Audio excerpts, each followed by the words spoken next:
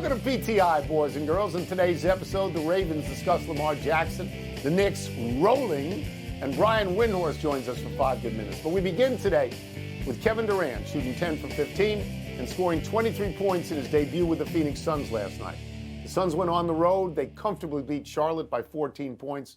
Wilbon, how do you think the Suns looked? Tony, they look smart. And I think I'm going to go into an area which will mean something to you because, you can't watch basketball with as few people that are out there without making instant comparisons to other things you've seen in your life. And, Tony, I went back to a place that is comfortable to you. I went back to when I was 10 and 12 years old, and my father said, sit down, we're going to watch Celtics Knicks, which is what you got like every week when I was a kid. And they remind me of the Knicks teams, the intelligence with which they played, the intellect with these Suns play. It's why Kevin Durant said enough of this other stuff. We play with them. And you got Chris Paul, and you got Booker, and you got Durant. And you got 3 high IQ level players. And if Ayton, fine, he's a young buck, he'll come along, he'll join them hopefully. But I thought about them. I thought about Golden State, the current Golden State teams that move the ball so intelligently and beautifully. And I thought about my Bulls teams, the second Jordan three-peat, 96, 7, 8, with Steve Kerr and, of course, Scottie Pippen and Ron Harper.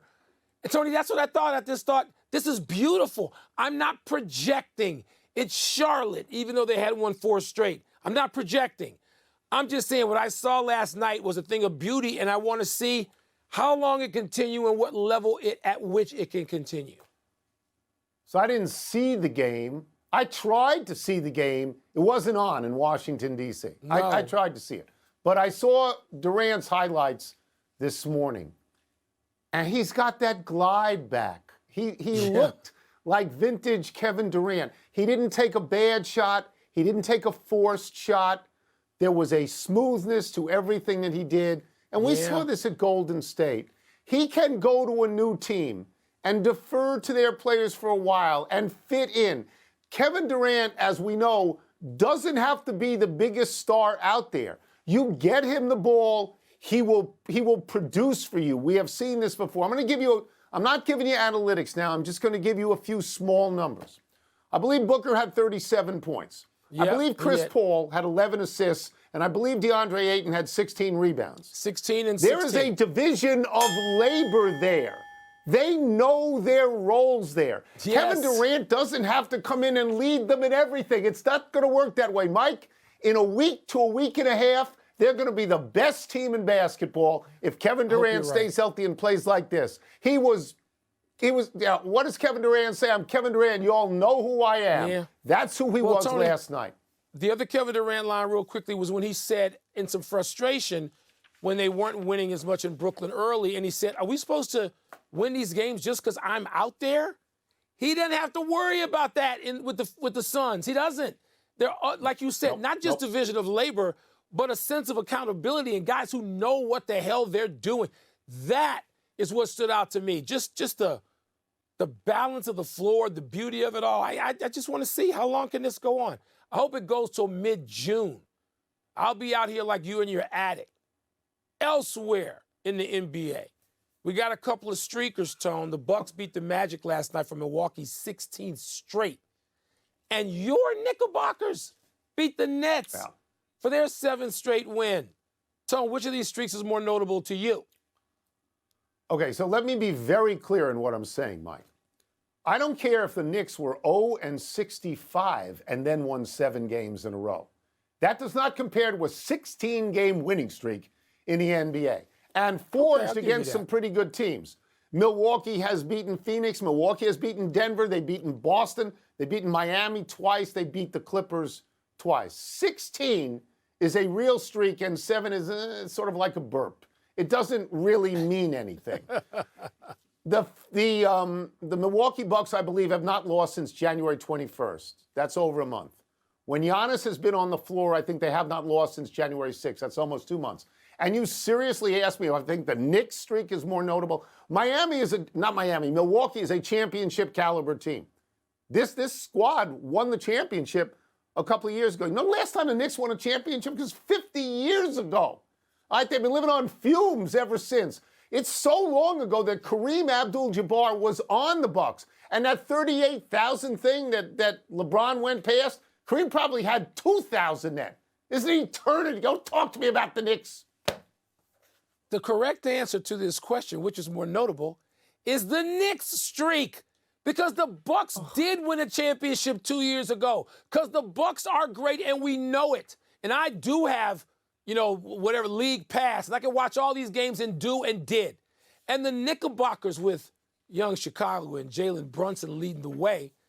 Tony, they're a threat. They're in 5th place. They can get to 4th. They're going to play Donovan Mitchell in Cleveland, it looks like, in what would really be an exciting first-round series. You're not serious, right? You don't think they could beat Philadelphia or Boston or Milwaukee? Position. No, but you got a series before you get to that. You don't get to that in the first round. What did you drink this morning? What are you talking about? This is exciting. Stop, Julius please. Randle playing well. Jalen Brunson It's not playing exciting well. unless Julius Irving plays. Stop. We're in the home stretch of the NBA season, which makes it a perfect time to bring our great friend, ESPN senior writer Brian Windhorst on the show with us. Let's start with LeBron James, who you've known pretty much your whole life and his whole life. What are you hearing about LeBron and the foot and when he may be back or not be back? What are you hearing? Yeah, they're saying 3 weeks, but it's not going to be 3 weeks. It's going to be longer than 3 weeks. And really, when they're reevaluating LeBron in 3 weeks, the Lakers are going to be reevaluating their season. It's about 10 games. They're in 11th place right now. Their schedule's favorable. They got a bunch of home games coming up, but it's kind of hard to give them many wins. And so I think we'll get to that point. There'll be about 9 or 10 games left in the season, and you'll have a better idea of where they're going. Guys, this is 5 years now LeBron has played for the Lakers. In 4 of those 5 years, he has ended the season with some kind of injury. He's had to shut it down 3 of those times. And the one time he came back after being out for a huge stretch with an ankle injury and kind of limped through the first round of the playoffs. And here we are again. This is unfortunately where he's been in his Lakers tenure, dealing with an injury at the end of the season. The only time he was healthy was the year they won the title when they were in the bubble. So it's really a setback for them, but it's also a penalty for the first 50 games that they play. This is such a better team, such a better roster, and they had such high hopes just a few days ago. But the reason that they have no margin for error and the reason that they can't afford an injury is because of how horribly the team was built to start the season, and they got to walk around with that record that they earned over those first 50 games.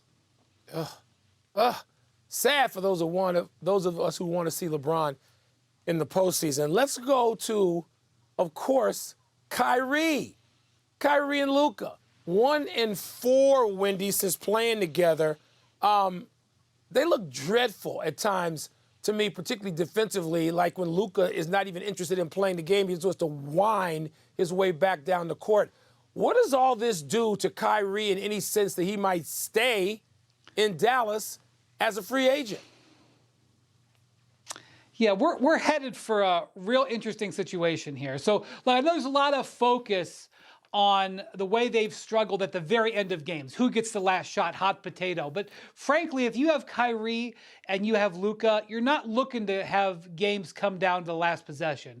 You're looking to bury teams with your offensive onslaught early in the games and not worry about at the end, except maybe 1 out of every 8 or 10 games. So the other night they played the Indiana Pacers at home. The Pacers are not one of the better teams in the league. They give up 69 points in the first half to them, and then give up 65% shooting in the third quarter. It's just no way to win. And the reason this is all interesting is because the layer on top of this about Kyrie's free agency. And he has said, please don't talk about my free agency. Don't ask me about my free agency. I don't want to talk about it. And that's fine, but the situation is the situation. And it'd be one thing if you could say, oh, well, the Mavericks are going to have a couple of years here to build this team up. And if they don't win it this year, they'll add a couple of pieces and it'll be okay. But we can't say that. And really what I think is all of the talk about the Lakers being interested only applies pressure to the Mavericks to offer him the long-term contract. That's what he really wanted. He would have stayed in Brooklyn if they put that 3 or 4 year contract on the table. Heck, he probably wanted 5. And the Mavericks the Nets didn't want to do that, and the Mavericks probably don't want to do it either. But if they get to the end of this, and the only way that they know they're going to be able to keep Kyrie with the Lakers looming out there is to give him that contract and then give him the free reign to not be under the pressure of having to prove himself because of the contract, you're asking for trouble. So I think this was a bit of a tenuous situation at best when the Mavericks made this choice, and it's only getting, more, dangerous feeling as the days go by. Brian, Philadelphia is playing the Mavericks tonight, and just when it appears Philly is going to be out of the drama sweepstakes, we start reading and hearing in more than one quarters, but the Philadelphia Inquirer was reporting today that James Harden may want to return as a free agent to Houston, to perhaps the worst team in the league. How seriously are you taking that, and why the hell would Harden want to leave a serious contender and Joel Embiid to go to Houston? Well, this is kind of like Kyrie. Regardless of what Harden actually wants, it only benefits him that this is out there, because the 76ers weren't crazy about giving him a 4 or 5 year max last summer. He didn't play great for them, certainly not to the level of a $200 million deal. He has played much better this year. And if you're worried about him genuinely going back to Houston, then you're going to be maybe more encouraged to give him that contract that he wants. So I don't think James Harden has a problem at all with this being a discussion. As for Houston, let's just be honest. They can't decide on their future until they see what happens at the lottery. If they win the draft lottery and they know that they're getting Victor Wembanyama, that's going to affect everything that they do as a franchise for the short term, probably medium term future. If they get the second pick and they know that they're going to get Scoot Henderson, a franchise point guard for the long term, are they still looking at bringing in James Harden? So I also don't even know who's going to be coaching that team. I don't know what other changes are going to be made. So if we get to July 1st and the Sixers have had a disappointing end of the season and Harden does have a legitimate interest in Houston, then we'll get there. Right now, I think these stories being out there only is partially a leverage opportunity for James Harden. Thanks for watching ESPN on YouTube. For live streaming, sports, and premium content, subscribe to ESPN+.